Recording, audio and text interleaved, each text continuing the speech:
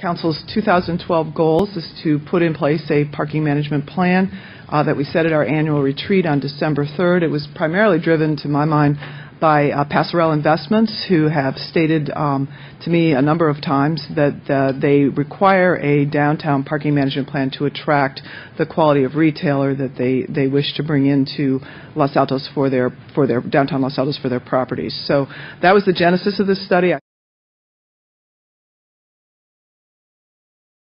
Is changing the configuration of lots from being diagonal parking to being head-in parking. It's changing it from one-way aisles to two-way aisles. And I mention those details because we have had prior public testimony from members of the public that they prefer not to have head-in parking. And I think any decision with respect to changing the configuration to go to head-in parking is something that needs to be publicly vetted with members of the public able to comment. And I think we'd get the most constructive comments from the public if they could see the benefit in totality of what it would do versus other options versus potentially an emotional reaction to I hate that parking, which is, I think, was my reaction on the phone because I do hate that style of parking. Of course, we support the RFP. We're excited to have an overall parking solution considered for the downtown. And as you know, effective revitalization is dependent upon a comprehensive parking solution. We're happy to support the RFP by providing the staff with the restriping plan that we were asked when we took a look at Plaza 10. We discovered that reconfiguring the parking would work well, and we could apply that to, if you want to call it a standard plaza, and you can probably get 200 to 300 stalls in the downtown, and there are a lot of other advantages as well. We're asking that Plaza 10 be studied immediately to determine whether restriping Plaza 10 would be a suitable development incentive for approval of 40 Main. This would allow Plaza 10 to be a demonstrator or proof of concept, as the other speakers have noted.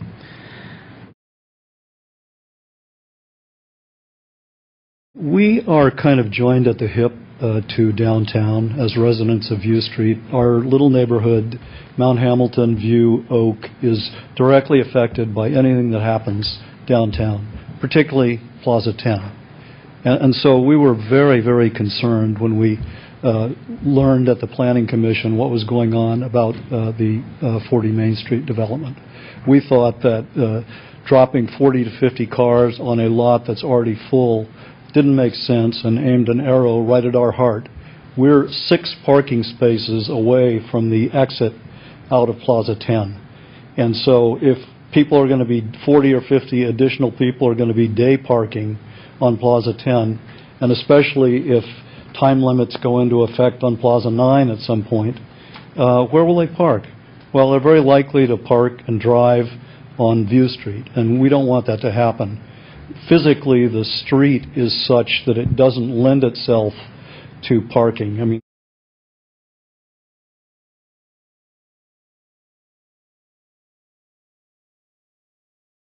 see this project as very different than the Packard Foundation project, which is a public charity doing beautiful construction for our town, and Safeway, which is a place that all of us, one time or another, will go in to buy something to eat. This is just an office building. And we think that when you grant exceptions to the requirements for on-site parking, you need to look carefully at the purpose of the project, whether it serves a real public benefit or whether it's just a developer's project. We also value the urban forest, if you will, that exists in our parking plazas. Those trees are a unique hallmark of Los Altos and definitely add to the look and feel that brings people here to eat and to shop. So cutting trees is a concern to us.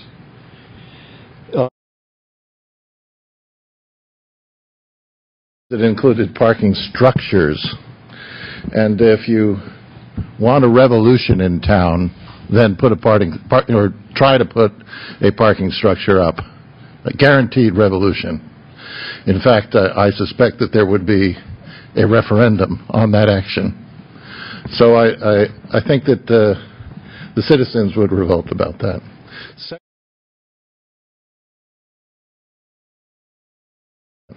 Secondly, the in lieu parking.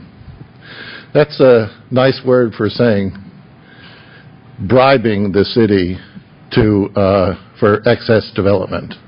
And some of us were very disturbed at the Packard building bribed the city, let's call it what it is, to lower the standards on parking. And we don't want to see any more of that.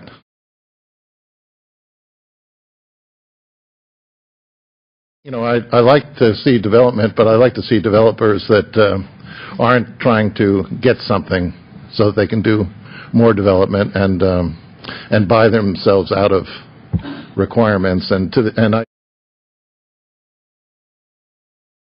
But we shouldn't have office buildings downtown. And this is shopping, and let's keep it retail. Without forcing banks out or anything else like that.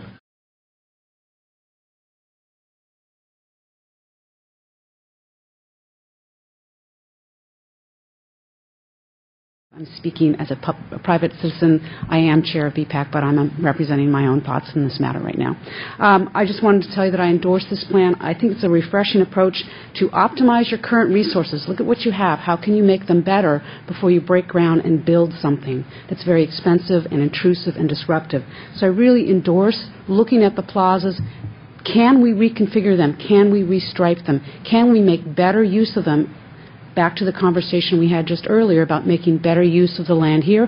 Let's make the most optimum use of those parking plazas by looking at them holistically and see if we can increase and perhaps solve some of the parking challenges by making best use of what we have rather than building an expensive capital asset called a parking garage. And as you consider this plan, I would ask that you consider and accommodate citizens who choose to leave their car at home, those that want to walk and those that want to ride their bikes.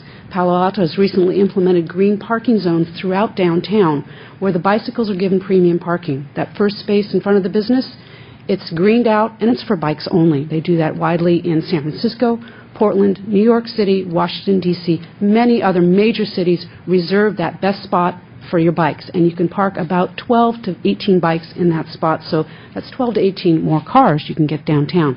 And as Gary said, when you plan for more cars, you get more cars. And if we want our downtown to be pedestrian-friendly, bike-friendly, family-friendly, we'll plan for that and we'll accommodate that. So I'd like to see some accommodations for some increased special privileged bike parking in the plazas. Thank you.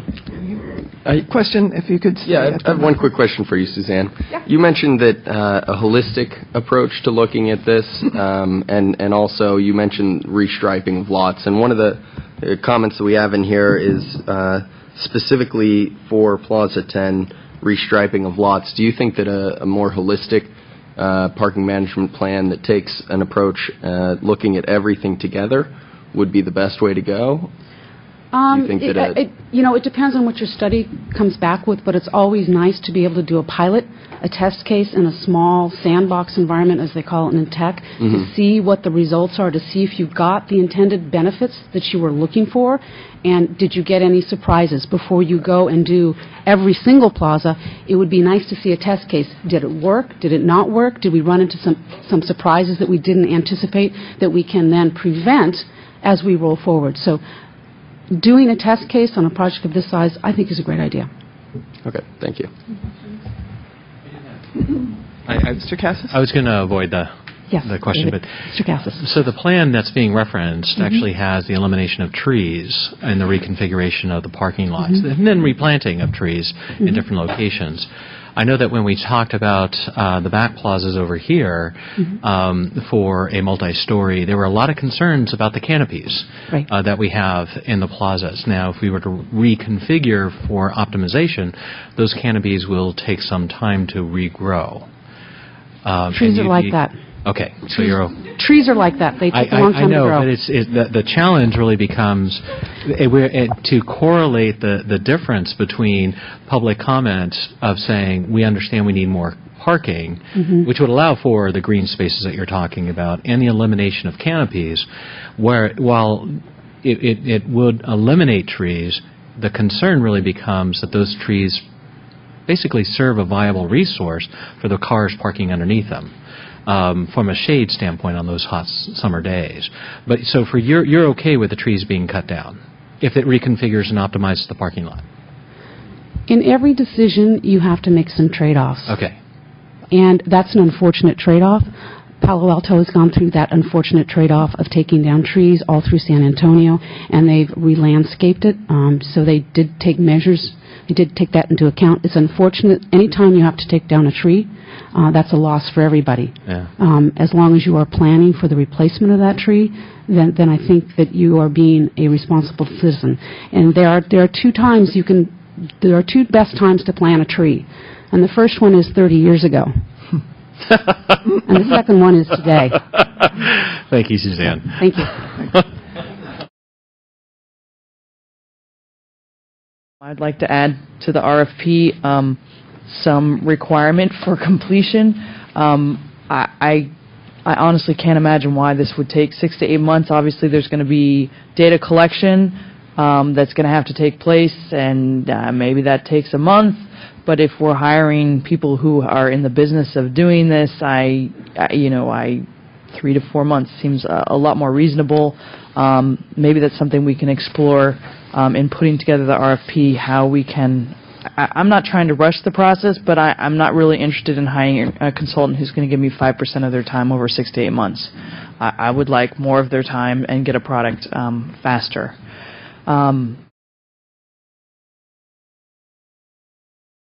Comments.